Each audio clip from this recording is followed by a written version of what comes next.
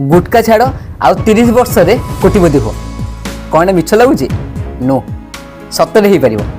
आस calculation देखिए गोटे सफल बा मिनाजी बा विमल पान मसला रो मूल्य अति कम 5 टंका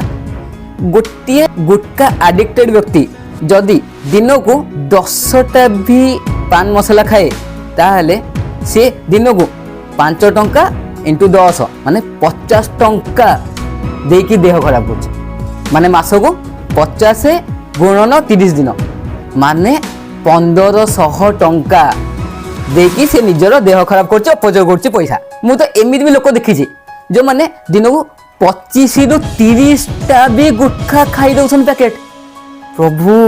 जदि से ही पैसा 1500 टंका भी इन्वेस्टमेंट करवा म्यूचुअल फंड रे 30 वर्ष पाई आउ प्रति वर्ष गुटखा रेट बढ़िया सहित तुम इन्वेस्टमेंट वैल्यू भी बढ़ाओ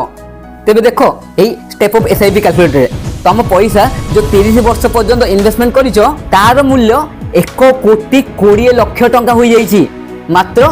12% एक्सपेक्टेड एनुअल रिटर्न रे गुटखा तो रोग आंदा भविष्य रे किंतु तुम इन्वेस्टमेंट भविष्य तुमको कोटिपति कराइबो सो आज ही गुटखा छाड़ी से ही पैसा इन्वेस्ट कर स्टे हेल्दी स्टे इन्वेस्टेड।